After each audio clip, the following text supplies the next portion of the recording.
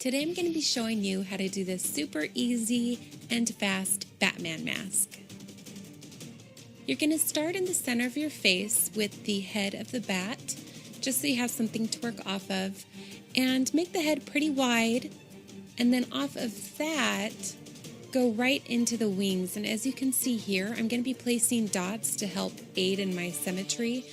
That might not be so necessary if you're doing it on a kid. When you're doing it on yourself, it's kind of hard to see what you're doing. So whenever I paint on myself, I usually do those dots to help me get things symmetrical.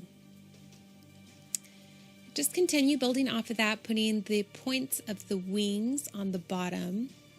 And as you can see, I did more of like a swooping curve on my outside bottom wing to give it a more interesting shape.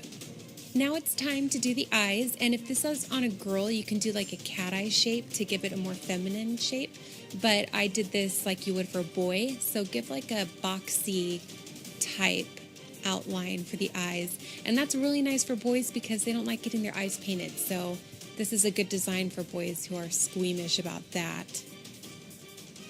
Now it's time to fill in, and this is the most time-consuming part of this design. I switched to a little bit of a bigger brush, but you don't want to go too big because you have to go into those points.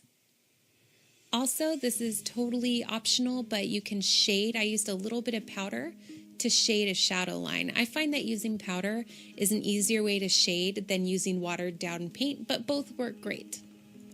I think that just a plain black mask is kind of boring, so to add interest and depth, I added metallic blue paint. And then I add a little bit of white to my metallic blue to make it lighter, and I put that over it as well. And this just makes it look a little more impressive, a little more interesting. Make sure to bring the paint down into your brow area as well. So just over the bridge of the nose, on the temples, and down into the brow. And then if you want, you can define the nose area like I did here. And that just helps the nose to look a little bit sharper. And finally, to make the mask look like it's shining, just put highlights wherever light would hit and along the curves. And if you want, when you do the blue application, you can always use a stencil to give it even more interest and texture. I kind of wanted it to look smooth, which is why I didn't use one, but that is an option.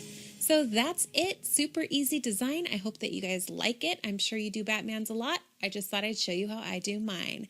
Check me out on Facebook, and all the products I used are listed below.